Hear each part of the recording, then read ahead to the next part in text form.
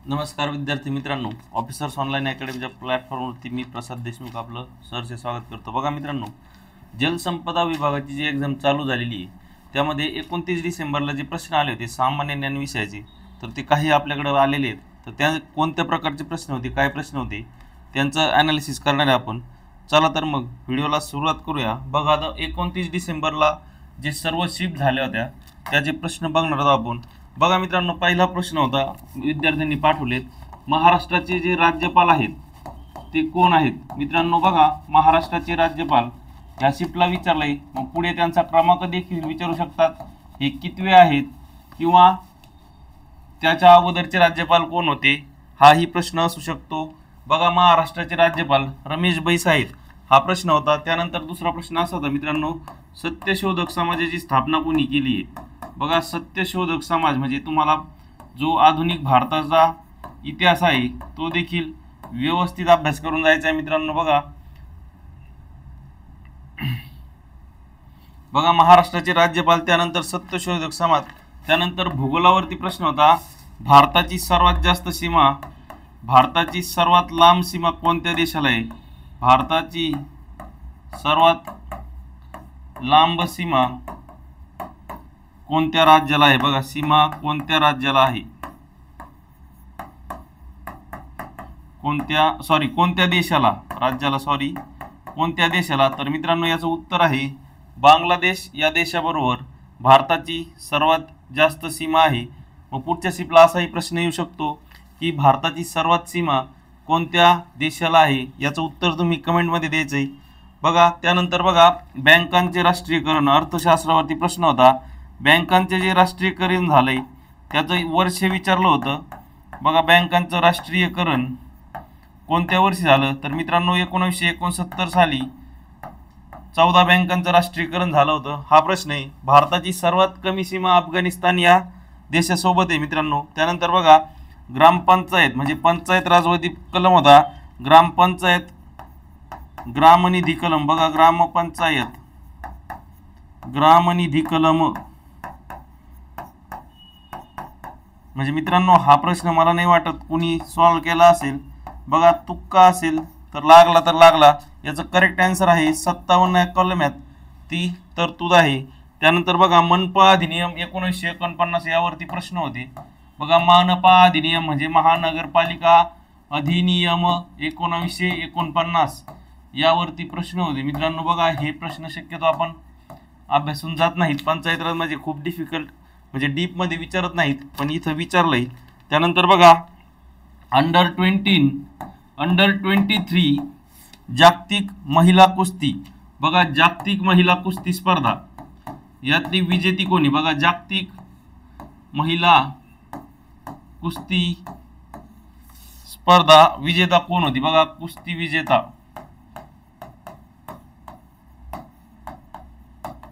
बघा, अंडर 23 जागतिक महिला कुस्ती विजेता। त्यानंतर बघा, ICC वर्ल्ड कप 2023 जो आता भारतामध्ये झाला होता मित्रांनो, त्याचा उपविजेता कोण आहे, तर उपविजेता आहे भारत, विजेता आहे ऑस्ट्रेलिया। हे प्रश्न जर आलेत मित्रांनो, ह्या अनुषंगाने तुम्हाला तयारी करायची। ICC वर्ल्ड कपचा उपविजेता विचारलाय, पुढच्या वेळेस विजेता विचारतील किंवा man of the match, man of the series हे देखील विचारू शकतात, त्या अनुषंगाने तयारी करण्याची। त्यानंतर महाराष्ट्रामध्ये जो पाऊस पडतो तो कोणत्या वाऱ्यामुळे पडतो। बघा, महाराष्ट्रात पडणारा पाऊस कोणत्या वाऱ्यामुळे। बघा, पाऊस कोणत्या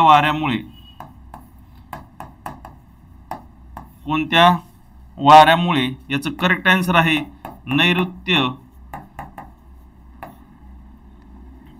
मोसमी वारे।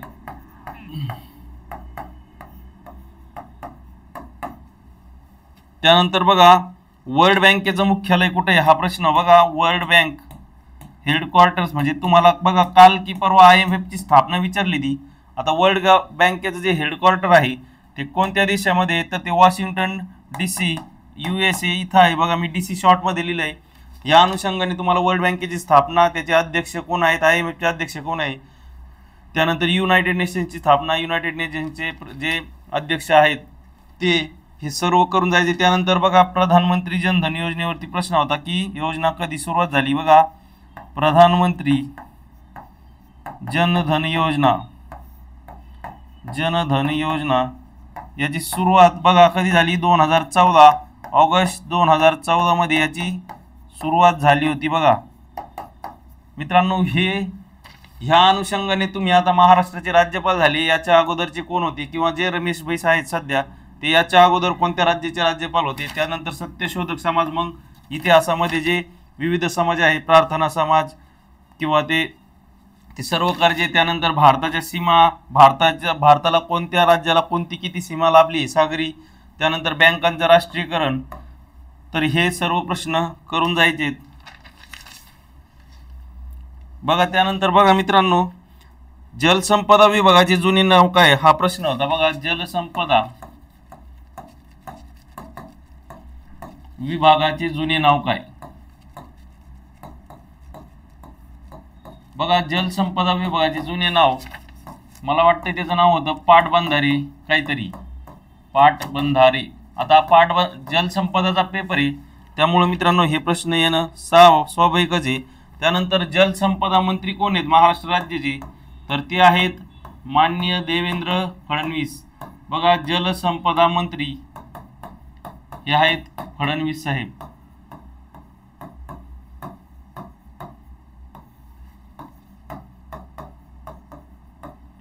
बघा त्यानंतर बघा MIDC ची सुरुवात कोणत्या मुख्यमंत्र्याच्या काळात झाली।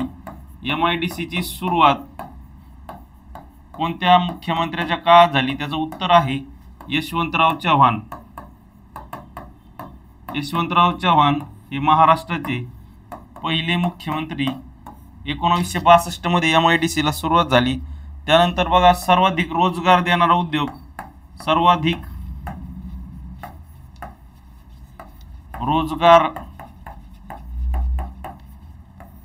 देणारा उद्योग यावरती प्रश्न होता। बघा ताट्याच्या ठोकळ्यामध्ये ह्या प्रकारचे सर्व प्रश्न आहेत मित्रांनो, त्यामुळं तुम्ही तात्यांचा ठोकळा जो आहे तो GS साठी नक्कीच वापरायचा आहे। बघा त्याचा आन्सर आहे सुती कापड या उद्योगामुळे सर्वाधिक रोजगार निर्माण होतात। त्यानंतर महाराष्ट्राचे पाटबंधारे विभाग, बघा पाटबंधारे विभाग महाराष्ट्रामध्ये किती आहेत, तर त्याचा आन्सर आहे 5। पाटबंधारे विभाग त्याचा आन्सर आहे 5 आहेत।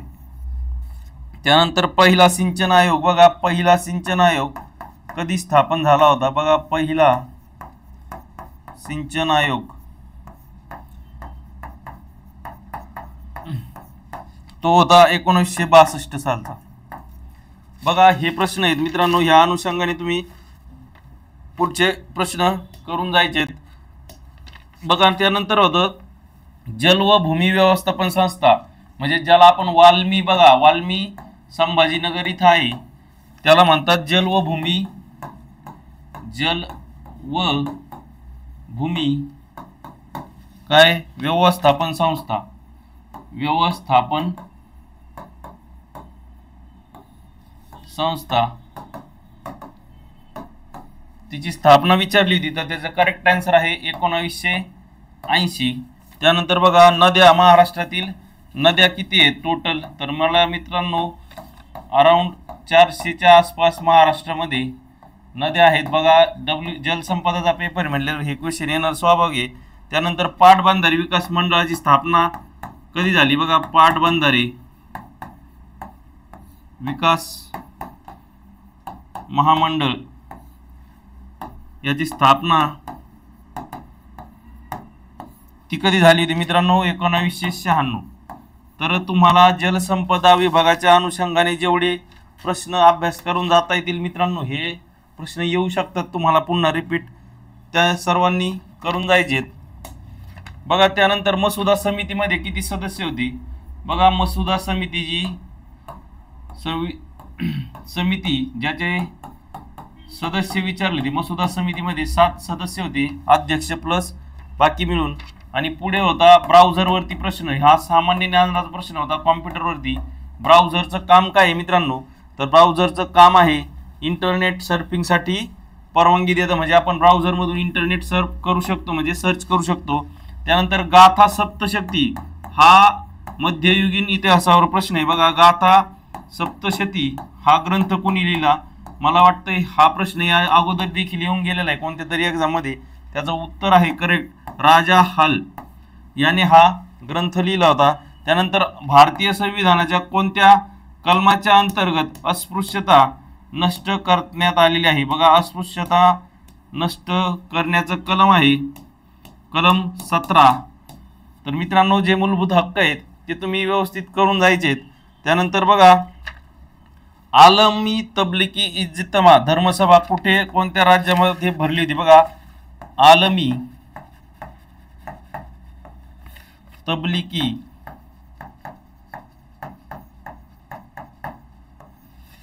त्यानंतर इज्तिमा, बघा इज्तिमा थोडासा शब्द अवघड आहे. इज्तिमा धर्मसभा कोणत्या राज्यात? तर मित्रांनो, याचं करेक्ट आन्सर आहे मध्य प्रदेश. मध्य प्रदेशमध्ये ही सभा भरली होती. त्यानंतर बघा मित्रांनो, अजून सामान्य ज्ञानावरती प्रश्न होते. नगर परिषदेच्या निवडणुकांवरती प्रश्न होता. त्यामुळे तुम्ही पंचायत राज व्यवस्थित करायचे, कारण या अगोदर देखील बघा ग्रामपंचायतच्या ग्रामनिधीवर काहीतरी प्रश्न होता. नगर परिषदेच्या निवडणुकांवरती प्रश्न होता मित्रांनो की किती वर्षांनी होतात. त्या अनुषंगाने तुम्ही नगराध्यक्षाची निवडणूक कशी होती, नगराध्यक्ष राजीनामा कोणाला देतात हे करून जायचे. त्यानंतर बघा, आरबीआयची स्थापना वर्ष विचारलं होतं मित्रांनो. आरबीआयची स्थापना कधी झाली? 1935. पण तो कायदा आहे 1934चा. 1 एप्रिल 1935 ला आरबीआयची स्थापना झाली होती.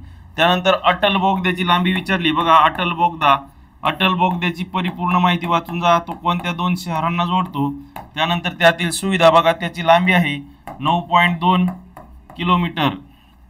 त्यानंतर बघा, मराठीचं सेक्शन मधले काही क्वेश्चन आहेत. बघा, मराठीमध्ये अटवीचा समानार्थी शब्द विचारला होता. बघा, अटवी याचा समानार्थी शब्द होतो मित्रांनो रान. बघा, रान अटवीचा समानार्थी शब्द.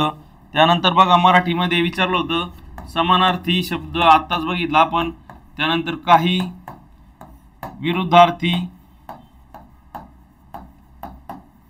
त्यानंतर काळ ओळखणे, बघा काळ, त्यानंतर वाक्प्रचार,